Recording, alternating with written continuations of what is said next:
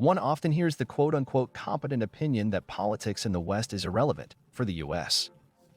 Britain, the European Union, the whole West, and even the whole world are ruled by transnational corporations. Hereinafter I will call them TNCs for short, which have enough resources to bring their puppets to visible power. Somewhere in the deep underbelly, exercising invisible power.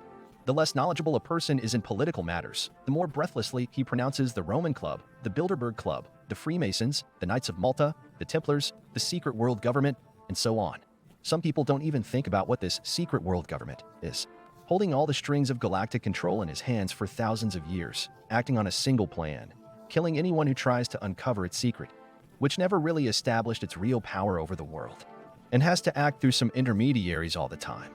The main thing is that all the centuries-old, sacredly kept secrets of this government are known to the first simpleton who read about them in a newspaper advertisement or learned about them on social media from an equally competent city lunatic. At the same time, neither the simpleton nor the newspaper's editorial staff was present. Advertisements of a non-urban lunatic who revealed to the world the terrifying plans of a world government. No one's killing anyone for some reason. However, if one abstracts from the conspiracy theory and concentrates not on the secret world government, but on the activities of TNK, i.e. transnational corporations, one may get the impression that they really hold in their hands, if not the fate of the world, at least the fate of individual countries. Some of them not only control trillions of dollars and tens of thousands of jobs around the world, not only finance and corrupt the police in different countries, but are also monopoly suppliers of certain raw materials or finished products to certain markets. They are truly a force to be reckoned with. But there's a nuance.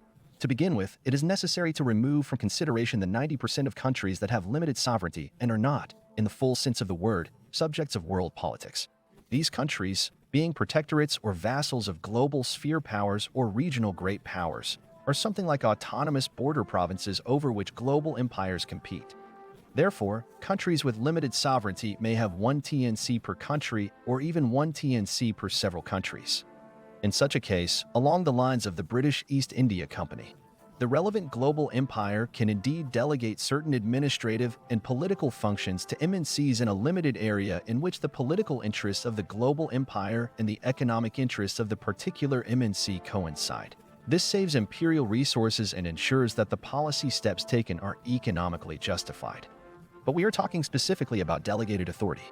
That is, the ultimate sovereignty in a given protectorate belongs to a global or regional empire.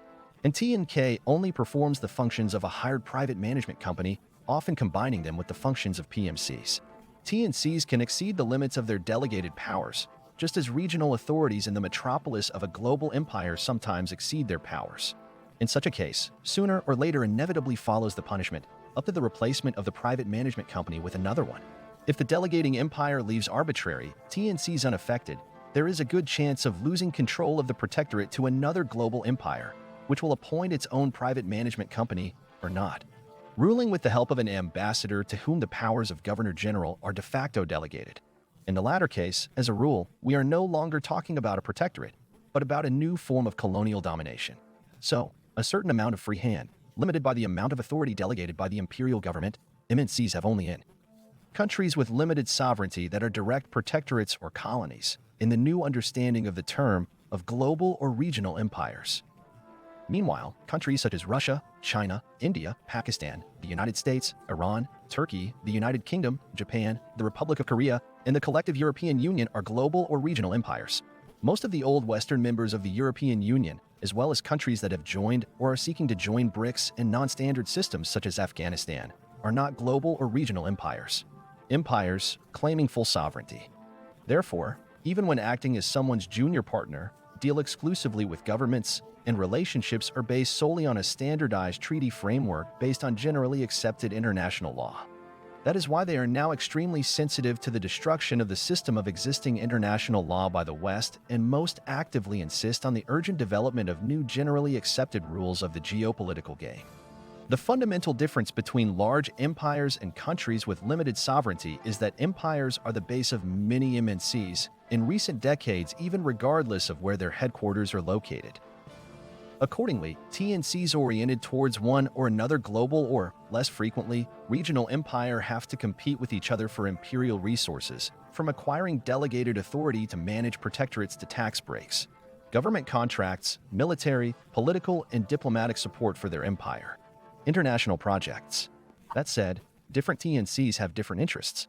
In addition to competing MNCs targeting different governments but present in the same markets. Financial and industrial MNCs, as well as different industries, compete within the same political system.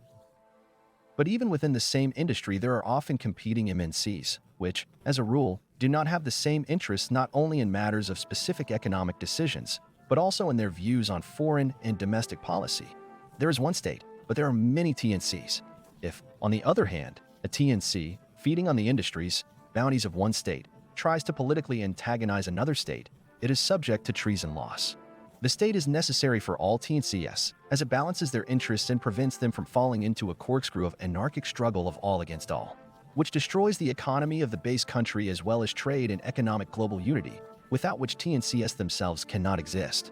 So that a global and regional state independent of TNK for the time being, but it will not last long, of the imperial type, is a prerequisite for the existence of TNCs themselves. Actually, understanding of this immutable law allowed Putin in the late 90s and early 2000s to convince the majority of the Russian oligarchy, when they were still oligarchs, controlling almost 99% of all the country's resources, not just to share their revenues with the state, but to cede both political and financial economic power to the state without a fight. Those who tried to resist, Khodorkovsky, Guzinski, Berezovsky, and a number of other smaller ones, the Russian oligarchy, which turned into a group of very wealthy businessmen by agreement with the political authorities, themselves ejected from their ranks and did not rally around them for the sake of opposing the authorities as they had hoped. An imperial political regime, even the weakest, is always stronger than an individual TNC. Competition between MNCs, however, prevents them from rallying against the political regime, if they're strangled one at a time. On the contrary, they gladly share the share of disgraced brethren.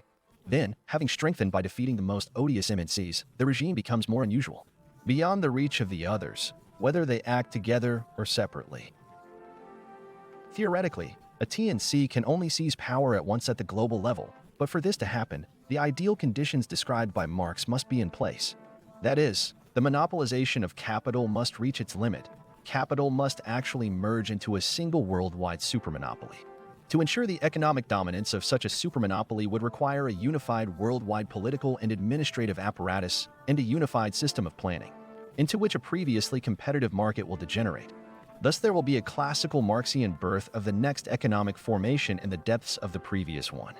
The economic base of communism will be created in the bowels of capitalism.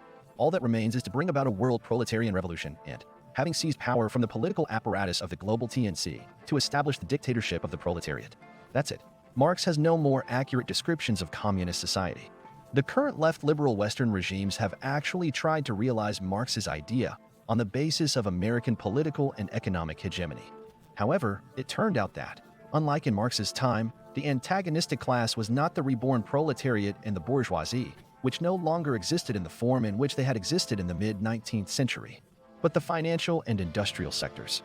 At the same time, the financial sector, which invented the possibility of producing profit out of thin air, bypassing the production stage, the commodity production stage was excluded from the formula money-commodity money, and the formula simply money emerged, turned out to be capable and, most importantly, ready to completely destroy the production sector.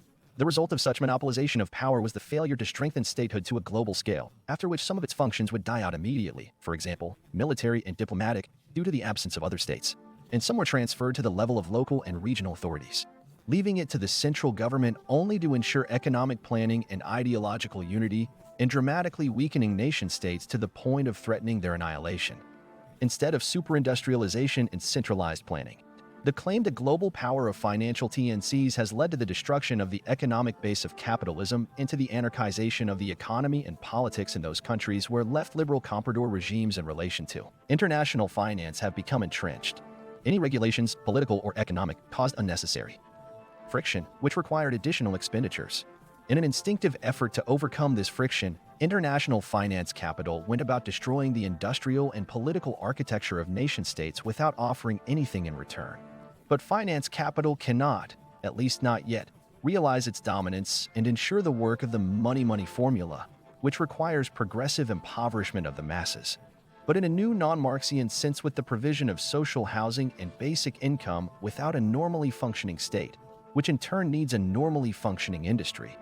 This contradiction left liberal thought has never been able to resolve. The attempt to overcome its violence to the economy and society, however, led to a split in the elites of the collective West and the withdrawal of the US. In most EU countries on the brink of a revolutionary civil war, industrial capital against financial capital, which in the political space have transformed into a confrontation between conservatives traditionalists, who advocate strengthening the role of the family and the state, and liberal leftists, who have raised the slogan of minority rights and the rights of individuals, which allegedly must be respected even if they fundamentally contradict the interests, rights and traditions of society and the state. In general, there are no TNCs left in our time, either in quasi-capitalist or pseudo-communist format, are capable of governing more than one of the planet's truly sovereign nations. By destroying imperial sovereignty, however, they destroy the basis of their own existence.